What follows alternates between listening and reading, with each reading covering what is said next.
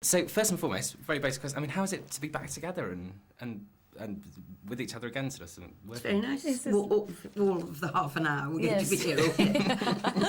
No, it's great. Cool. And now, first and foremost, I mean, it's a very basic question, but what do both of these women want in this film? I mean, individually, I suppose. What are they looking for, would you say? Oh, gosh, I don't know that Sheba knows what she wants. I think the fact that she's her children are now well on the road to being sort of independent. She's been given a chance to finally do something with her life, and she's confronted with her absolute mediocrity. And I think that's a really confronting place to be. I think she's utterly lost. And what about Barbara? How lost is she?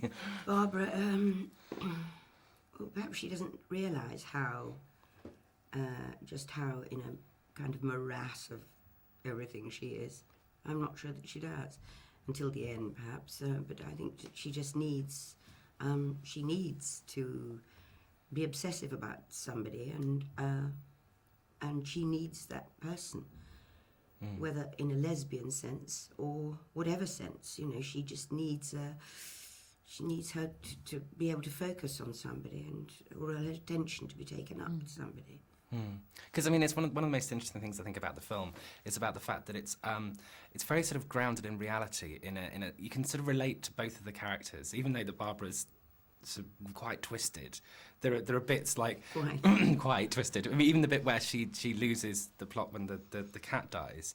I mean, I think people can see themselves in those situations when they're needy, and you know, and that it's actually brings across reality. I mean, was that something that you really wanted to bring across, that this isn't a sort of hyper story, it's actually very normal? Yes, I think there are a lot of people.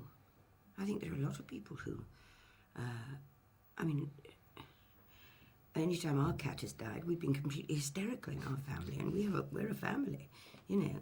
But if that's the only thing you have, and you know, that kind of well of emptiness inside you, and you have an animal, and that animal dies, of course she wants this woman to come and comfort her and go to the vet with her.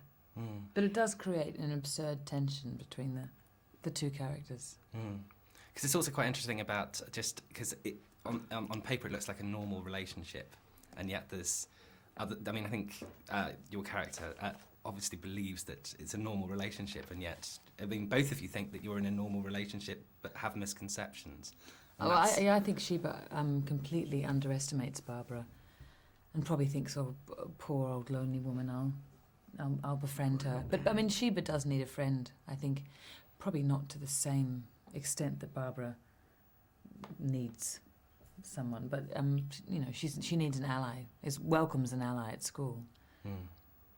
Now, nominations. You've got nominations for the Golden Globes. How does it feel? And I mean, what does it mean for you to be nominated? Well, it's a terrific thing to be nominated. It's wonderful because you think, you know, there are people who are looking at a film and who are enjoying it and who think it's good work.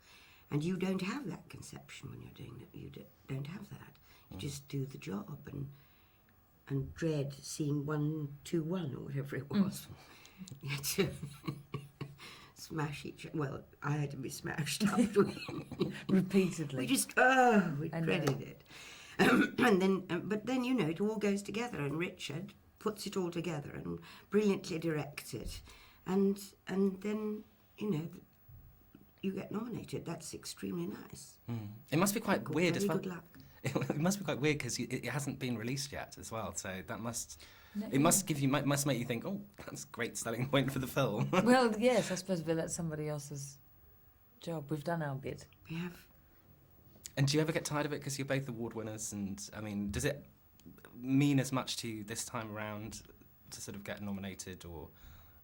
Oh, personally, yes, absolutely. And I think I'm really pleased that people are looking beyond kind of the obvious side of the film, like I suppose the scintillating, salacious side of the film, and going into the heart of the film, which is actually the the relationship between the two women.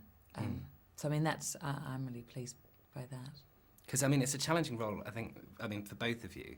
I don't think, Dame Judy, I've seen you being quite so nasty and twisted before. You're very, very on screen. young. Yes, I was saying to Richard, you normally do things charmingly, and this time this is dark charm. I mean, is that something that you... Not much charm, actually. Dark, No. I'd say, Yeah. but not much charm. But I mean, how did you revel? I mean, how much do you revel in the part as far as... Well, it's not time to revel. You just, you are just concerned about the next day's work and the next 2 days, and you concentrate on that. Your concentration just goes into thinking, how do I do this? Richard, how do I do it? And then you somehow it's just a day-to-day thing that you build up, and I don't have to put it all together, then it is put together, and if it comes out well, then that's really terrific. And as far as your part goes, Kate, I mean, was it difficult? I mean, challenging to do, I mean, especially doing sort of love scenes with a 15-year-old because of the own taboos in your own head, basically, to sort of doing that. I mean, I know actors don't, you sort of try and live out of that sort of bubble sort of thing, but actually doing it, with all these people around, I mean, is it a bit of a weird sensation to, in your own head, to have those sort of... Yes, I mean, I think whenever there's any young person on set, there's always, your antennae are always out a little bit further, I think, because sets are very adult places, particularly, when you're dealing with subject matter like this, the discussions that you have are quite adult, and I don't really perceive there's much difference between a 15 and 16-year-old, even though, Andrew was above the age of consent, he's still young. But, I think Richard created a really, really open atmosphere on set and a really welcoming atmosphere on set. So he seemed really at ease, and he's quite precocious and, really sophisticated and very intelligent young man. But it was awkward. It's always awkward. And personally, I have no understanding of going into it, how a woman would be interested in someone so young. So that was a difficult thing for me. But, once again, I'm not particularly interested in playing people who necessarily think the same way I do.